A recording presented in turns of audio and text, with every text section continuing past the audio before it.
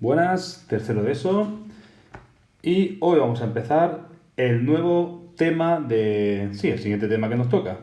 Aunque en este caso hemos dado un pequeño saltito hacia atrás y vamos a empezar con el tema 7. El tema que trata de...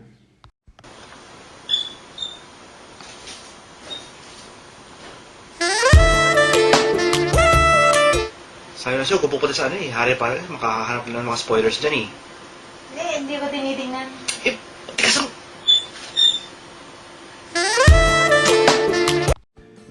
Y efectivamente, si no lo habéis intuido a partir de la tontería del vídeo anterior, estaremos en el tema 7, que es el de la reproducción. Y bueno, en primer lugar quería hacer una introducción de la primera parte de este tema, que no es otra que la reproducción y la sexualidad, siendo conceptos totalmente diferentes. Empecemos hablando de la reproducción. Y es que, como ya sabéis, dentro de todas las funciones vitales, la reproducción es una de ellas y es fundamental en este caso para poder evitar la desaparición de nuestra especie y asegurar su supervivencia. Asegurar que nuestros genes a lo largo del tiempo se sigan manteniendo y por lo tanto nuestra especie pueda perdurar en el tiempo con todas las siguientes generaciones.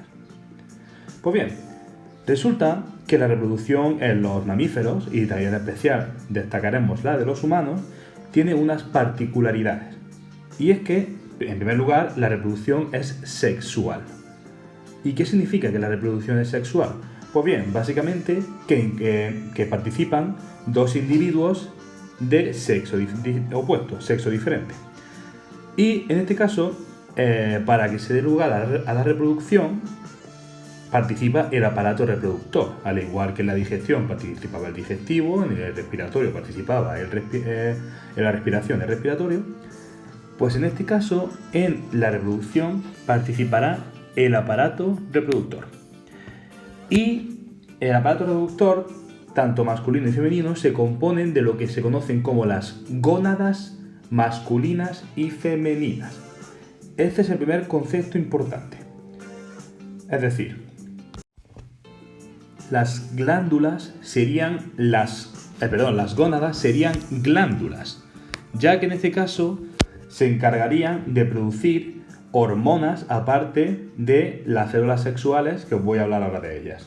Pero es muy importante que sepáis que dentro del aparato reproductor en la reproducción destacan lo que se conocen como las gónadas, que son los órganos que generan las células sexuales y también las hormonas sexuales. Es decir, las gónadas serían glándulas, ya que en este caso generan hormonas y, aparte ya he dicho, las células sexuales masculinas y femeninas, que son los gametos.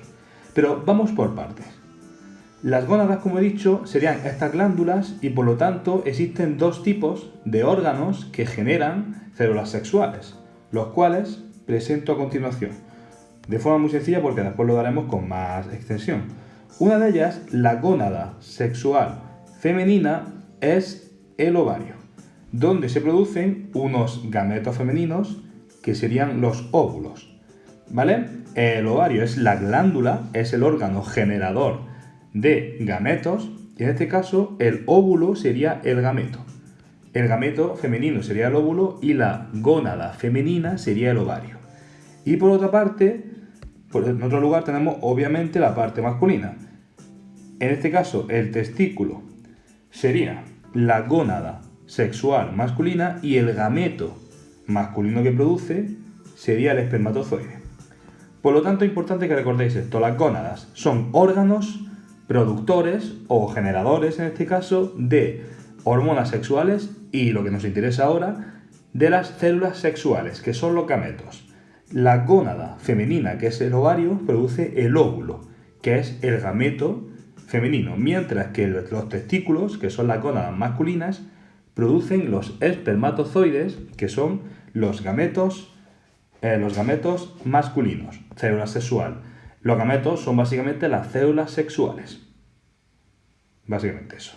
Por lo tanto, quiero que esto quede claro. Gónadas son ovarios y testículos. Gametos, óvulos y espermatozoides. Y bueno, voy a comentaros un poco, en resumen, cómo se produciría el ciclo sexual en el caso de los mamíferos y, bueno, orientado a los seres humanos. En primer lugar, bueno, quiero indicar que los gametos, por cierto, contienen información, obviamente, información, material genético, información genética, ADN, tanto del padre como de la madre. En este caso, el óvulo tiene información genética de la madre, los genes de la madre, y el espermatozoide, los genes del padre. Esto va a ser bastante importante en este proceso de fecundación que voy a indicar.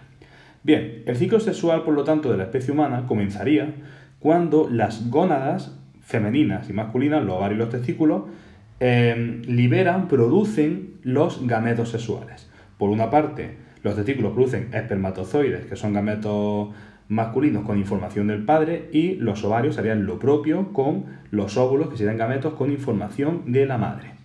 Estos gametos, las células sexuales, van a fusionarse en el proceso conocido como fecundación. En la fecundación, básicamente, el gameto, el óvulo, el gameto femenino y el espermatozoide, el gameto masculino, van a unirse, van a fusionarse, y en este caso se van a unir las informaciones genéticas del padre y de la madre. Por eso decimos que nosotros tenemos información de características tanto de nuestro padre como de nuestra madre. Por lo tanto, la fecundación sería eso, la fecundación sería la unión de los dos gametos, dando lugar, ojo, al nuevo concepto importante de este tema, dando lugar al cigoto. Al cigoto, aquí lo veis, ¿eh? El cigoto es básicamente, también se conoce como célula huevo, y sería aquella célula que tiene información tiene información genética tanto del óvulo como del espermatozoide, por lo tanto de los dos progenitores, padre y madre, y ese cigoto va a dar lugar, a lo largo del tiempo, va a dar lugar a un embrión. Un embrión que va a desarrollarse a lo largo de los meses, dando lugar después al feto. Y el feto será lo que dará lugar después, en este caso, al bebé que saldrá fuera. Bien, este feto va a estar en el vientre de la madre todo el tiempo, por lo tanto se dice que los mamíferos son vivíparos, porque el embrión, y que da lugar al feto, se desarrolla dentro del vientre de la madre. Y esto produce muchos beneficios para el embrión o feto. En este caso, por ejemplo, le da protección frente al exterior, también le ayuda a alimentarse, es decir, al feto en el propio útero empieza a recibir nutrientes, es decir, se alimenta por parte de la madre, que le facilita también ese tipo de nutrición, que es fundamental. Y bueno, y por último deciros que al final, por medio de esta fecundación, se dará lugar al feto, que dará lugar a un bebé, que lo más importante esto es lo más importante de la reproducción sexual, es que va a tener una gran variabilidad genética. ¿Y qué significa esto? La variabilidad genética, que señalo aquí, significa que ese bebé, ese feto ya que se ha desarrollado, va a tener información tanto de la madre como del padre. Esto se debe gracias a que cada gameto va a tener material genético de un progenitor. Y esta variabilidad genética es fundamental para aumentar las posibilidades de supervivencia de la especie, ya que un ser humano con diferentes características va a permitir en este caso que sobreviva en diferentes situaciones. Al haber más rasgos, más variedad, eso va a ayudar a que nuestra especie pueda mantenerse a lo largo del tiempo. Veamos un pequeño vídeo de este proceso que he comentado. En este caso, con un personaje de padre de familia representando una parodia. Amniótico. Según recuerdo, había un hombre potencial en cada nave.